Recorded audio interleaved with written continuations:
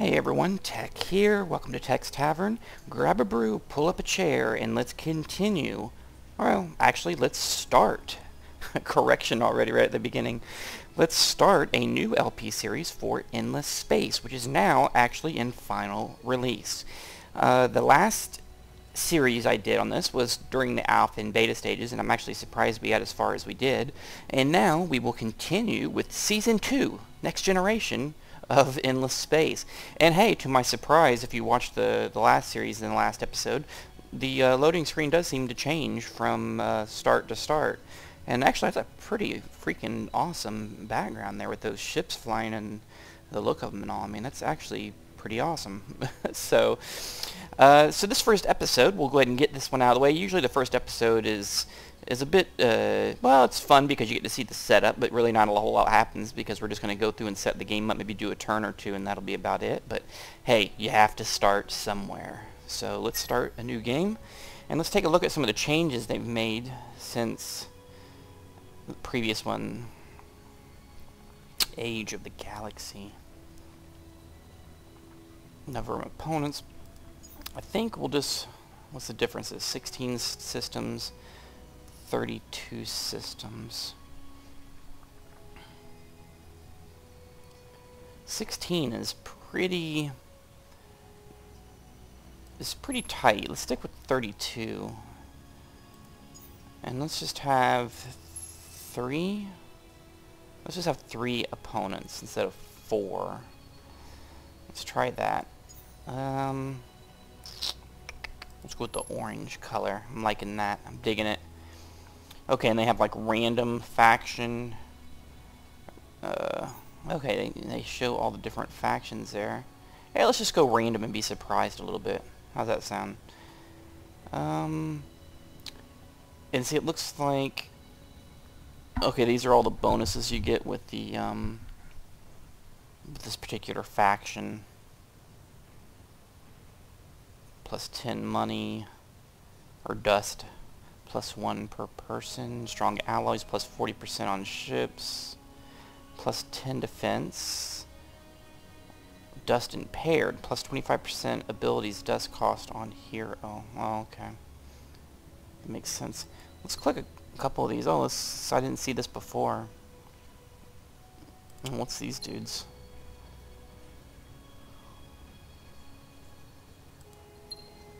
Is it showing the picture down here? I wonder if that's showing the different... We may have to go with a different one. Get one of these cool looking ships. I mean, that's one thing about this game that attracted me in the beginning was just the look of everything. The menus, the design look. I mean, they did a really good job searching for honor and glory. The Hishu. Jungle, home planet type jungle, diplomatic alignment evil, gameplay conquest glory, main victory type military population. Yeah, I mean, I haven't seen from what little I've played it before. I was trying to see on one of these other ones. Main victory type scientific. I mean, I haven't really seen what the different victory type conditions are that you can have, to be honest. Look, those are the evil Terran, and these are the good. Oh, no, the diplomatic evil. Is everybody evil? No, they're neutral. Okay. Tundra neutral construction. Wonder military. Main victory type wonder military. That sounds interesting. The sowers? It's like sowing your field. They're like, they're a machine race created by virtual faction of the Endless. Yeah, let's go with them. That sounds interesting. Something different, right? Accept. And see, it looks like, let's look at some of their abilities. It looks like like a food related.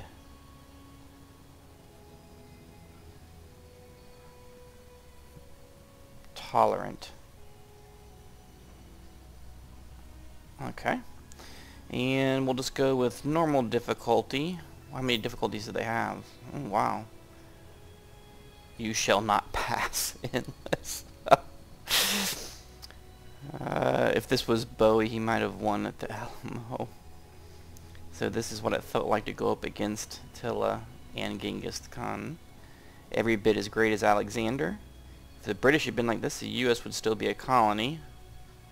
If this is Wellington, we'd all speak French. Enemy AI thinks it was a brilliant idea. Let's just stick with normal because I'm not that crazy of a player. So, all right. So we're just gonna go with the small 3 enemies playing the sowers. I'm gonna say sowers, and we will start it up. And you of course get their themed loading screen, which is appropriate. They were dropped ages ago onto a lifeless rock.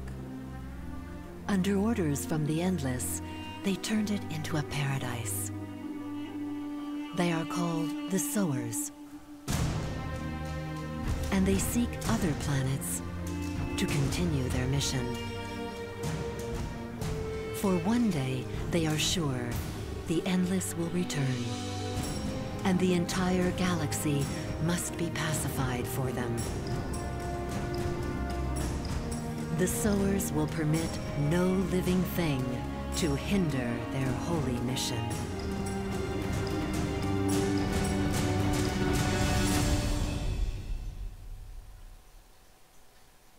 Word. That was pretty cool. It was a little choppy for some reason, probably because of fraps, but that's pretty cool that they've added those little themed movies in. I like it. Wow. We got two wormhole lanes right off the get-go.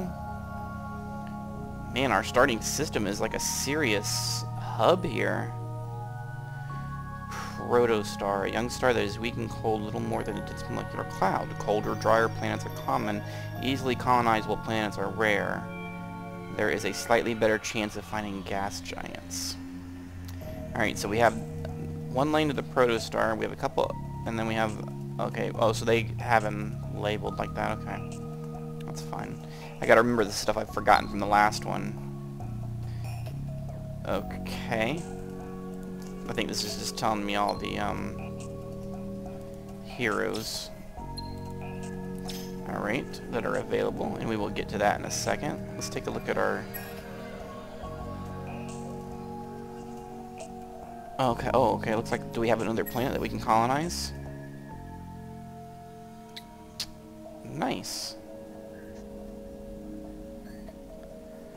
Oh, I think that one of the, maybe I didn't read it properly, and I'll go back and read it after this video, so I'll talk like I know what I'm talking about on the next one. But it appears that this race, they can colonize any planet, but there'll be a penalty. Is the research... See, I should have read it a little closer.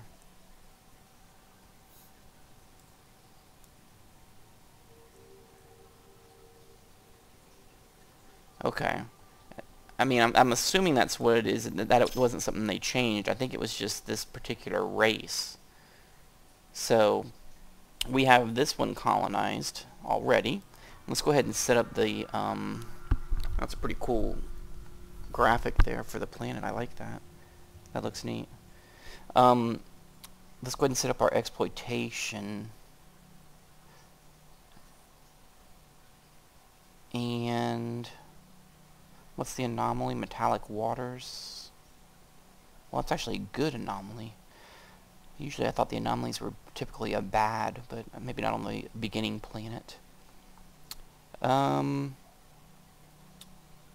Let's just do the food at first. Actually, being that they're a robot race, do they even actually need food? I don't know. Maybe we're getting too technical there. So let's see, we have... that one's kind of sucky. What's this one here? Concrete artifacts. Okay, that looks like some good stuff to get, actually. Plus 4% trade route bonuses.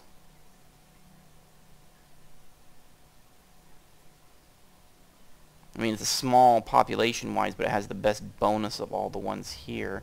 And it's desert.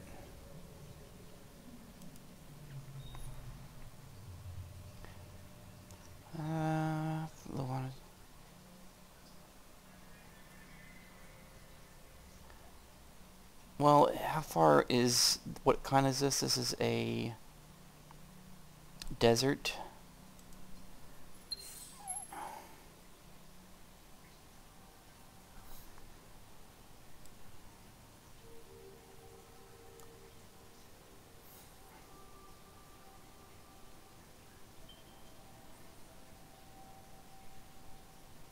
I'll make sure I look at some of these trees in a little more in depth too, because some of these, I mean, I know I'm not an expert on it, but some of these already look different. And I don't know if it's different from race to race is what the deal is, because like for instance, I remember the Arctic one being...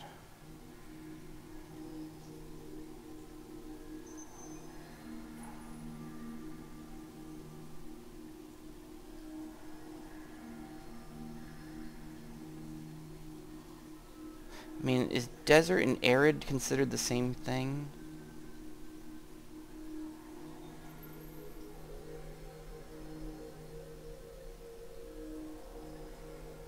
Desert transformation.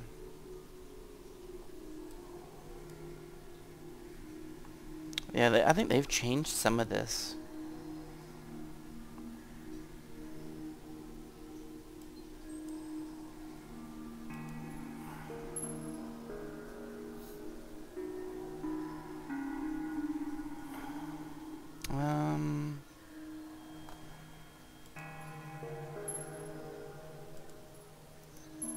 Whoops. That right-click thing always gets me. Oh, I already have that. That's why you can't do that, dummy.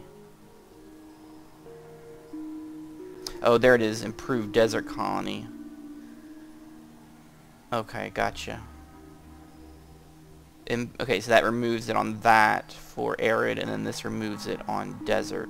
So we want to do that, those two right there, in 13 turns, so then we can hit. So then arids and desert, then after that point, won't give us problems. So we'll hold off on colonizing that right now. And then we have a couple of fleets here. It has a factory and a seeker. I'm assuming the seeker is a scout ship, is what I'm assuming. Oh wow, look at that. Looks like the little robot things from Stargate SG-1, the replicators. That's what... Both of those are the same. The factory ship is obviously a colonizing ship. I mean, I guess that's basically what I'm playing is I'm a replicator race, right? We're a bunch of robots. So I'm going to play this themed as I'm the replicators. Yeah, I'm assuming factory means colonizing ship.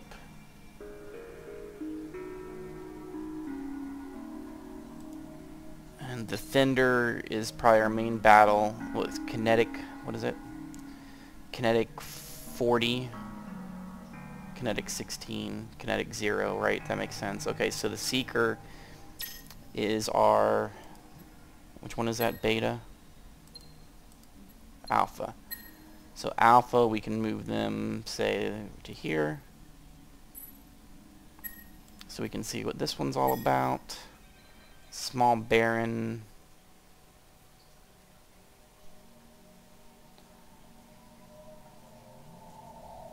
Right.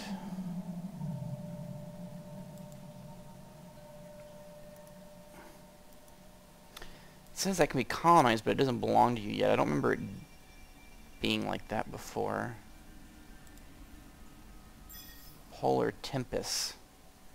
I mean, that's a bunch of negative nonsense. And then let's go ahead and put in the queue. We need to get another Seeker ship done. as quickly as we can, and that's definitely not very quickly. But that's probably the best we can do. And then let's take a look at these guys.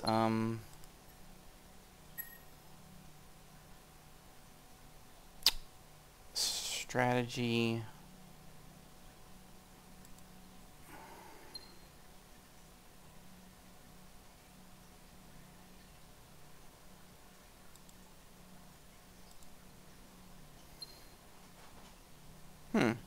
And we'll look these over as well. Okay, I paused that just for a second there. I think I'm going to take this guy because he has Administrator, which is great for faster construction and food production, which is what we need early on. Construction is definitely a key thing early on. So he looks like the best one to hire. He costs 20 and we got 10, so we're going to have to wait a turn or two. What is our... We're at a +4, so it'll take us a couple turns to get to that point. And they are content on our one planet, so that's fine.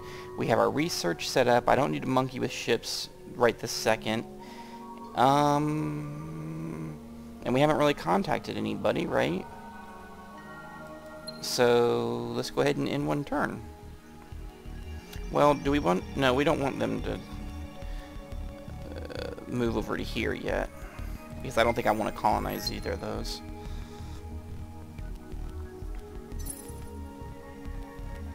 Okay, and that's nothing's really gonna change with that one turn. Let's see more.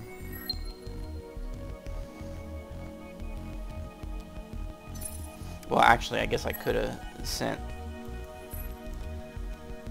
them this way.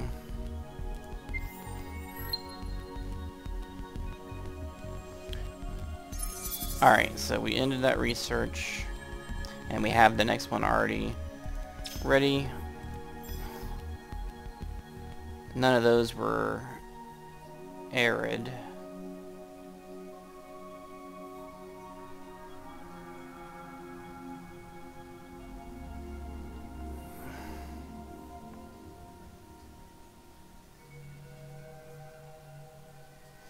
Yeah. Alright, we have enough to hire our guy. Let's close. And we'll put him, we're putting the guy we just hired, we're assigning him to our home system, so he's going to be kind of our governor of our home system, and hopefully his bonuses as far as being an administrator will help us out a little bit. So at least that's the game plan.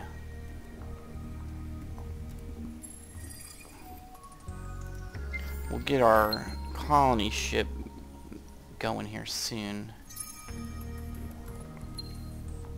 Oh, okay, good. So we're working on our other seeker.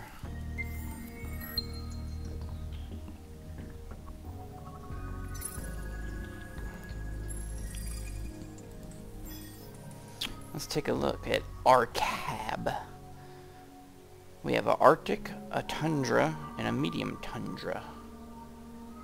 You have the technology needed to colonize the planet.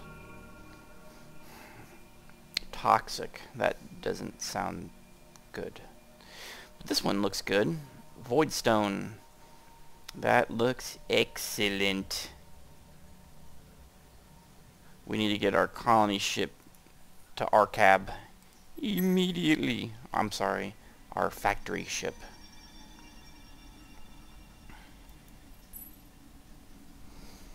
Need to get them there immediately, and we will move our seeker ship over to there.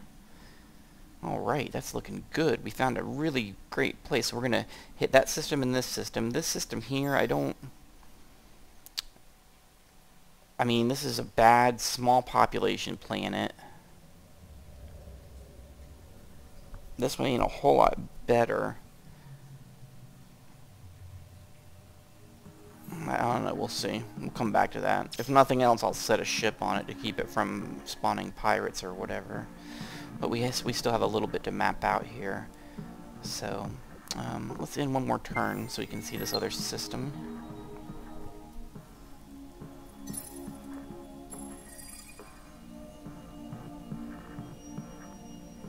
Now it doesn't change.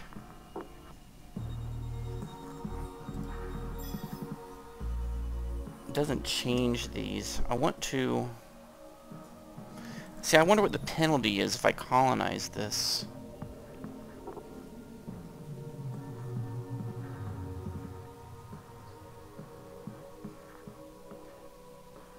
Screw it, I'm gonna go ahead and colonize it. Let's put that first. Because I need to get going better than I have in the past, and I need that. I think I could use that colonized planet quicker than the Seeker. I mean, the Seeker's already hit. Well, that's interesting. Because unless I'm missing something, I'm just dead-ended into wormhole lanes. That is something I will have to look at and experiment with on the next video. And let's take a look at this planet system real quick. Ooh, look at that, a huge tundra with ancient ruins. Excellent. We definitely want the hollow planet. Has a subterranean spaces run hundreds of kilometers. Fascinating to tourists and scientists. It adds a great deal of habitable space that is highly defensible. That's pretty good too, I guess. Ancient artifacts. Wow, all three of these planets are pretty decent. So we're definitely going to be colonize that. So we want to colonize both of those systems. Especially since they're dead ends off the end here where they can't... Nobody can really get to those without going through these two planets. And so if we just stop everything at these planets, they can't even really get to those, so to speak. Because it looks like everything's going to be connected here. This is a very interesting setup. So anyway, let's go ahead and stop it there, and we will pick it up on the next one. But you can kind of see where we're heading here.